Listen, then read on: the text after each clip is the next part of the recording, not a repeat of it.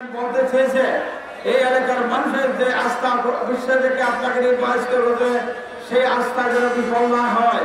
আপনার কাজে কর্ম দিয়ে, আপনার নিষ্ঠা দিয়ে, আপনাকে যে উন্নয়নের কথা বলে আমরা আপনাকে দ্বিতীয়বারের মতো নির্বাচিত করেছি, সেই কারণে আজকে আমাদের সৌভাগ্য হলো আমাদের নেতা সৈয়দ মোহাম্মদ ইব্রাহিম মেজর জেনারেল ইব্রাহিম সাহেব, আমাদের এমপি, আপনি উপজেলা চেয়ারম্যান, আমি মেয়র, এলাকার মানুষকে বলেছিলাম আমরা যদি সদর করিম সাহেবকে নির্বাচিত করলে, আমি নিচে আছি, উপরে আছে আমাদের এমপি আমি মহোদয়, আমরা তিনজন মিলেমিশে এই চকরিয়ার অসমাপ্ত কাজ আমরা সমাপ্ত করব।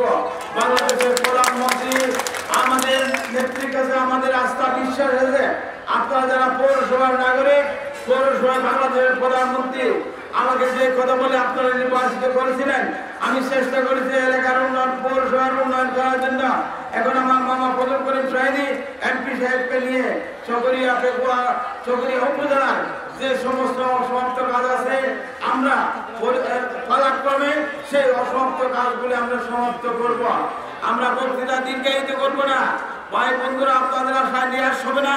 আমরা আপনাদের যে কথা দিয়েছিলাম সেই কথা আমরা অক্ষরে পালন করব। আমার মামা ফজল করিম সাহেবী, আমাদের নেতা সৈয়দ মোহাম্মদ ইব্রাহিম, আমাদের নেতৃবৃন্দরা, আমরা আপনারা যে কথা দিয়ে আপনারা বিশ্বাস করে আস্থা রেখে এলাকার মানুষ ভোট দিয়েছিলেন, সেই আস্থা আমরা অবশ্যই পালন করব। এই কথা বলে আমাদের মাননীয় প্রধান অতিথি মহোদয় চট্টগ্রাম চলে যাবো, ওনাদের একটা প্রোগ্রাম আছে, সেই কারণে বক্তৃতা দীর্ঘায়িত করছে না। আপনারা যারা কষ্ট করে যে বুলেটকে আপনার বই না করে যেভাবে এগিয়ে গিয়েছিলেন, সেই কারণে আপনাদেরকে ধন্যবাদ জানাই। যে সমস্ত নেতৃবৃন্দরা জীবনের ত্যাগ স্বীকার করে আপনার টাকা পয়সা খরচ করে শ্রম দিয়ে যারা আজকে যে আমাদের কথা বিশ্বাস করে ফজল করিম সাহেবকে নির্বাচিত করেছেন, সেই কারণে ধন্যবাদ জানিয়ে, কৃতজ্ঞতা জানিয়ে আপনাদের